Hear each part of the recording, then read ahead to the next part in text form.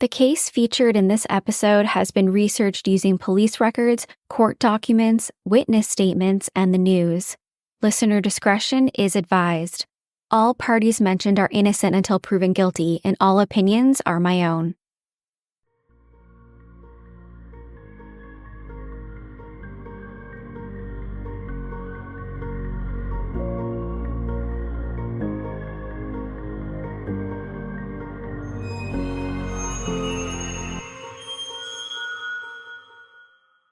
Hey everyone, my name is Nikki Young, and this is Serial Napper, the true crime podcast for naps. I'm back with another true crime story to lull you to sleep, or perhaps to give you nightmares. Tonight, I'm kicking off another season of Serial Nightmare, a Halloween series that I do every year for the month of October. So everything that I release this month will either be Halloween related or more on the spooky side, but of course, always true crime. Have you ever seen the 2005 supernatural horror movie, The Exorcism of Emily Rose?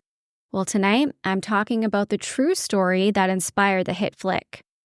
Anneliese Michel was a deeply religious young lady from Klingenberg, Bavaria, who had suffered from epilepsy and mental health issues for several years.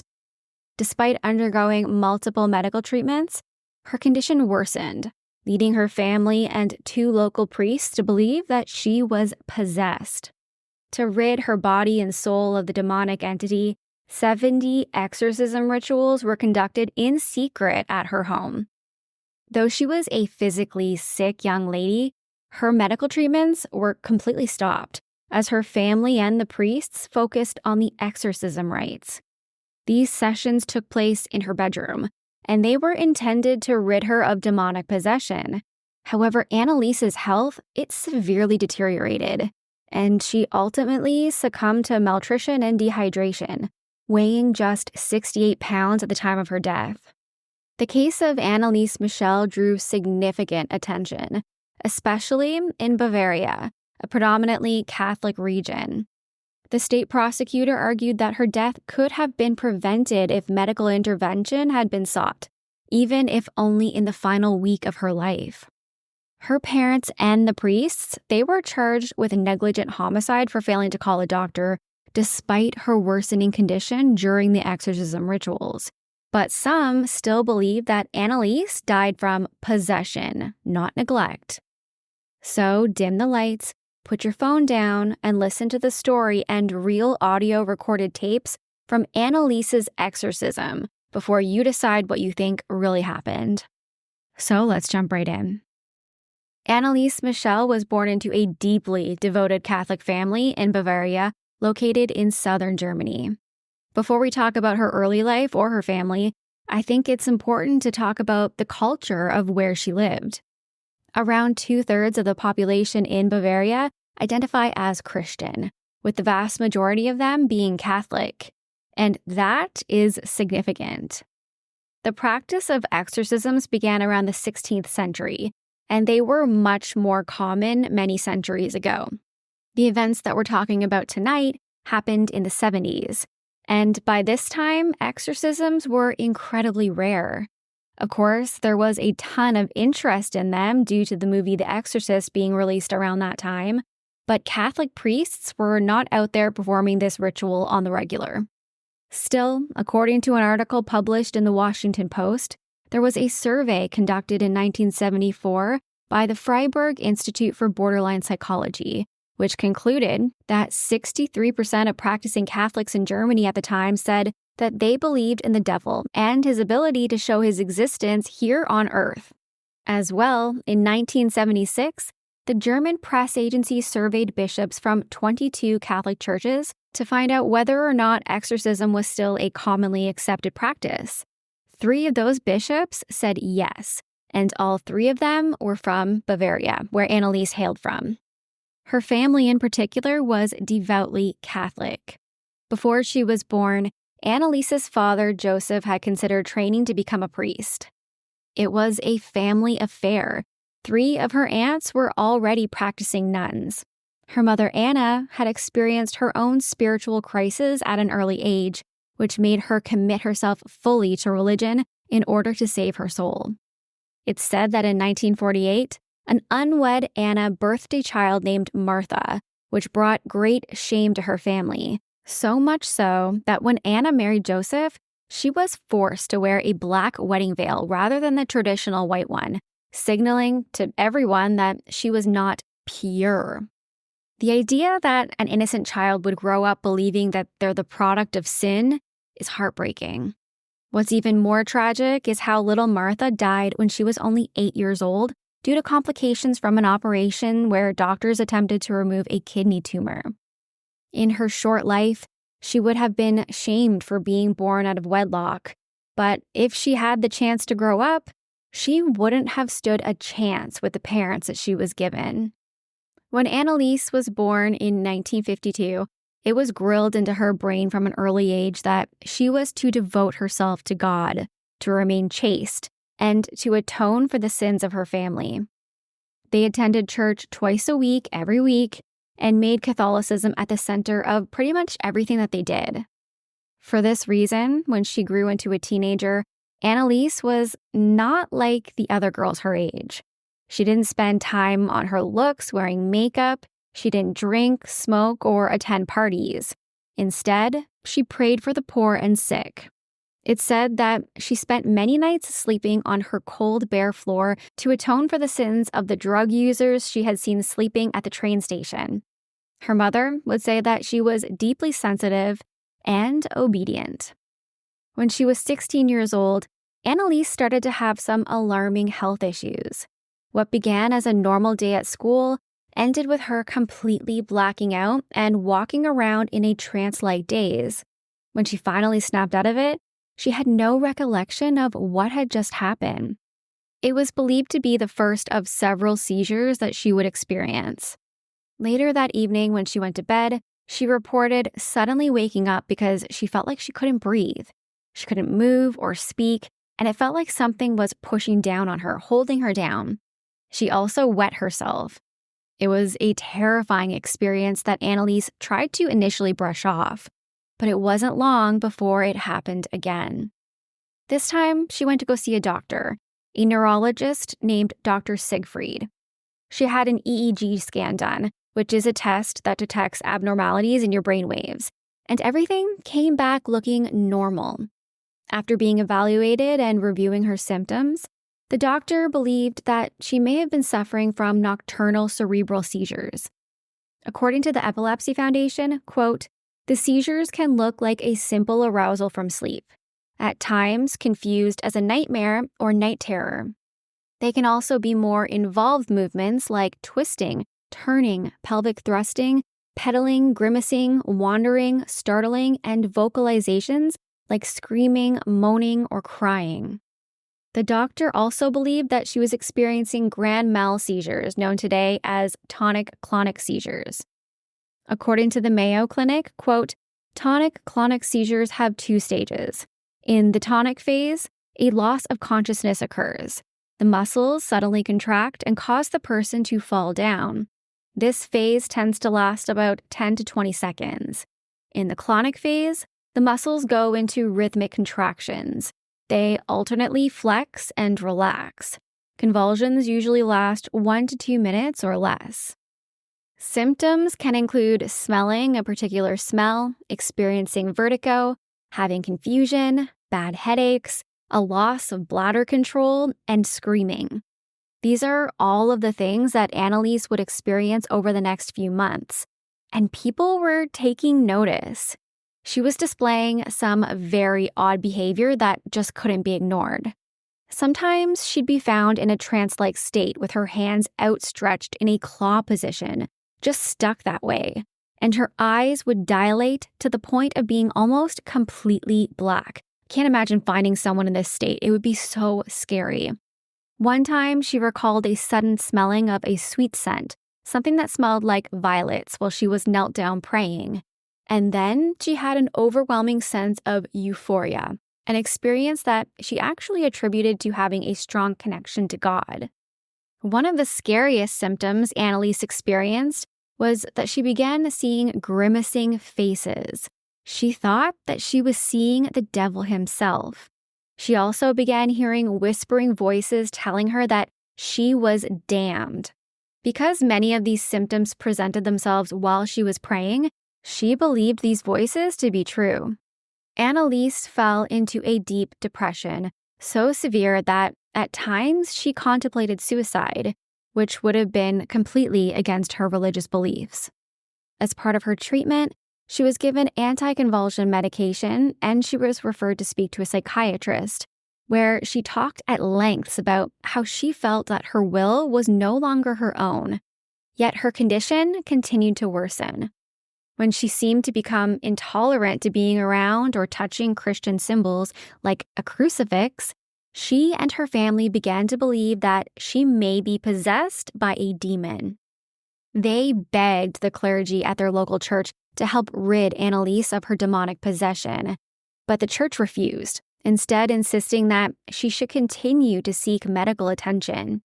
It was probably attributed to her epilepsy. The situation peaked when she began to rip her clothing off, crawl around on all fours barking like a dog, and eating spiders from the floor of her home. It's reported that she went as far as to bite the head off of a dead bird that she had found, and after urinating on the floor, she began to lick it up. Her mother, Anna, was desperate to get help for her daughter, and after being rejected by priest after priest, she finally found someone who agreed to help. His name was Father Ernst Alt, and he fully believed that Anneliese was experiencing a demonic possession. Because her medical treatments didn't appear to be working, he dismissed the idea that she had epilepsy. Instead, he petitioned Bishop Joseph Stangl for permission to perform an exorcism, which he granted. 2 local priests, Ernst Alt and Arnold Renz, were given permission to move forward with the exorcism, under one condition: it must be performed in absolute secrecy. Even in the 70s and even in the deeply religious region of Bavaria, the validity of exorcism was highly controversial. Remember, the movie The Exorcist, it was released in 1973, so this was very much a hot topic at the time. To avoid any unwanted attention, the ritual must be kept hidden from the public. That's what the bishop wanted.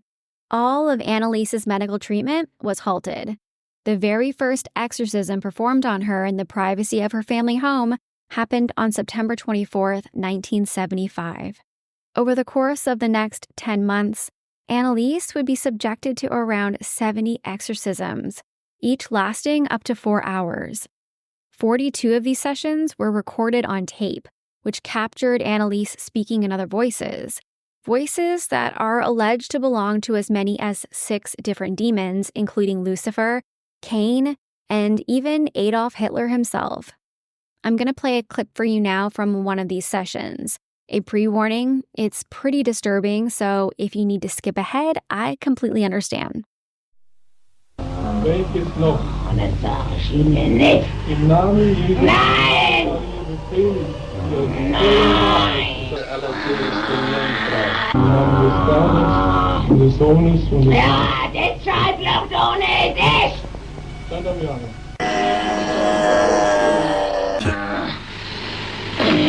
Ja, das ist Familie. Ihr könnt's auch nicht machen. Scheiß durch, was die doof schreien.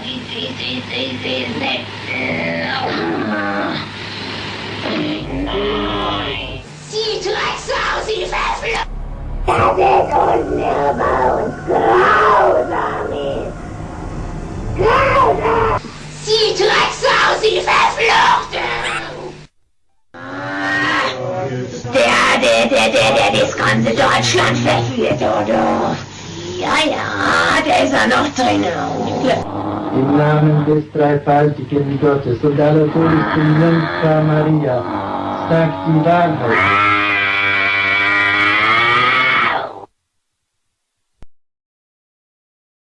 The first time I listened to this haunting clip, I had goosebumps all over my arms. It's chilling. Some of you listening might hear a woman clearly possessed by a dark entity, maybe a demon, while others will believe that they're listening to the voice of a very sick young woman. You can make your own determination. On the tapes, Anneliese can be heard screaming obscenities or making growling noises, all while she's being held down by her mother and father or chained to her bed or a chair. When Anneliese claims to be possessed by Hitler, she says with an authentic Austrian accent that, quote, "People are stupid as pigs. They think it's all over after death. It goes on." When she speaks for herself, she tells the priests that she needs to die to atone for the sins of 70s youth. As the weeks turned into months and Anneliese's health continued to deteriorate while 2 priests struggled to rid her of her demons, she stopped eating food and drinking water. In photos that were taken of her, she appears frail, bruised, battered, and truthfully, she almost looked like she's a rotting corpse. It's awful that these sessions continued for nearly a year, and no one stepped in, not even her mother or father. Nobody put a stop to what was happening to seek medical attention for Anneliese. It's very clear that she was suffering, and she was painfully close to death. One of her last sentences spoken would be, quote, "Mother, I'm afraid." Eventually, on July 1st, 1976, at just 23 years old, her body just gave up the fight, and she passed away. At the time she died, she weighed just 68 pounds, so it's no surprise that when an autopsy was conducted, it reported that she had died due to malnutrition and dehydration.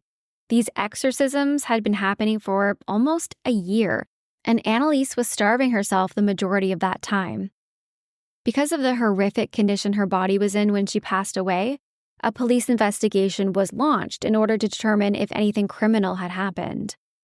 Then it was learned that if Anneliese had been given medical attention just 1 week before she passed, she may have actually survived. Her death was completely preventable. So, her parents and the 2 priests who performed the secretive exorcism, they were arrested and charged with negligent homicide. If any of these 4 individuals had called a doctor, Anneliese could have been saved. The parents were defended by one of Germany's top lawyers, who was notorious for defending Nazi war criminals, while the 2 priests, they were defended by church-paid lawyers. Their defense was that not only is exorcism totally legal in Germany, but that the country's constitution, it protects citizens' rights to exercise their religious beliefs. During the trial, the recordings of Anneliese speaking in different tongues was played for the courts. The defendants believed that these recordings could save them from a conviction because it showed proof that the young lady was in fact possessed by demons. When both of the priests took the stand, they remained steadfast in their belief that she was possessed and that her death, it actually freed her soul from the demons, so I guess it had worked. Anneliese's parents also testified that they too believed that their daughter was possessed. However, they didn't think that her soul was freed at all. After a nun informed them of a vision that she had about their daughter, that because her buried body was completely intact, not rotting, this was a sign that she was still being possessed, so they had her body exhumed. They wanted to be sure. The exhumation confirmed that her body had decomposed as normal. Nothing out of the ordinary was going on. Both Anneliese's mother and father, Joseph and Anna, they sat quietly in the courtroom when listening to the authorities and medical professionals testify. The only time that Anna could be audibly heard in the court was when she groaned, "Oh dear God," when a doctor testified why he believed her behavior was actually as a result of epilepsy, not demonic possession. So clearly, they were doubling down on their actions, believing that they were justified. Even if convicted, the priests weren't expected to serve any jail time. If anything, a guilty charge would be a warning to the church, and the priests, they would receive a monetary fine. Anneliese's parents would also not receive any jail time, because according to the German courts, they had already suffered enough. Which I'm not really sure how I feel about that. If you were to take religion out of the equation, the medical neglect alone, it's typically enough to send someone to jail. It's tragic how they lost their daughter, but let's be real. They weren't bystanders in the situation. Either way, people were worried that if all parties were found not guilty, it could open the floodgates to more exorcisms being performed. This trial was one that was reported on and watched closely by people all around the world. Ultimately, the priests were found guilty, and they were surprisingly sentenced to 6 months jail time and 3 years of probation.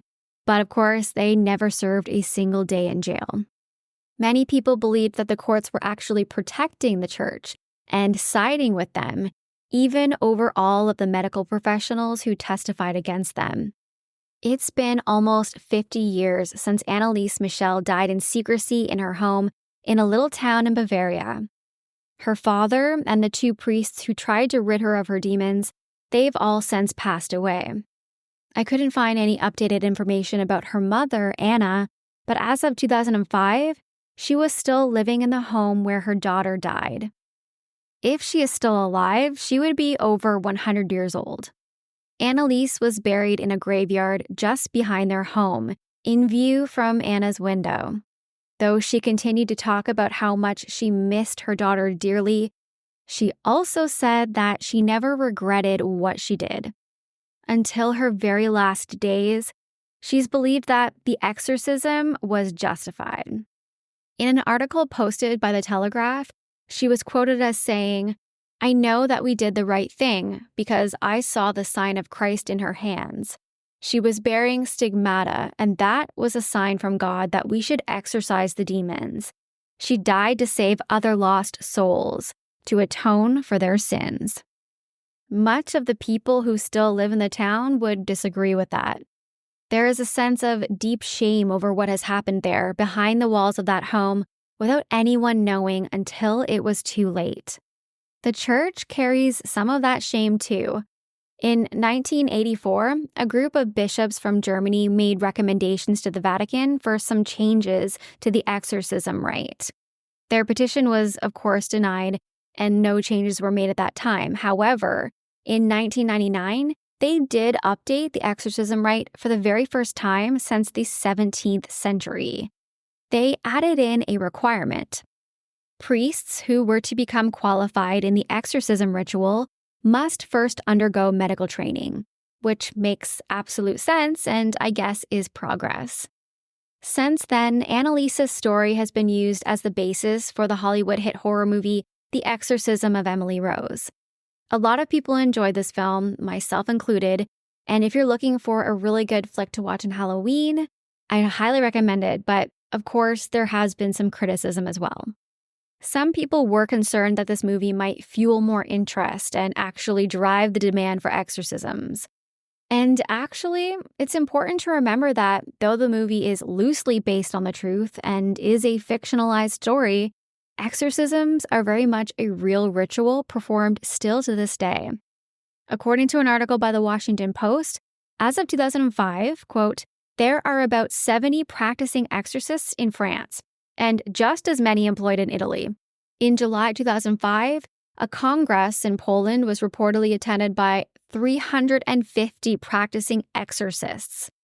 Anneliese Michel's exorcism happened in private, away from prying eyes, behind the walls of her home. How many others have been performed and continued to be performed under this veil of secrecy? The answer might just be the real horror story here. That's it for me tonight.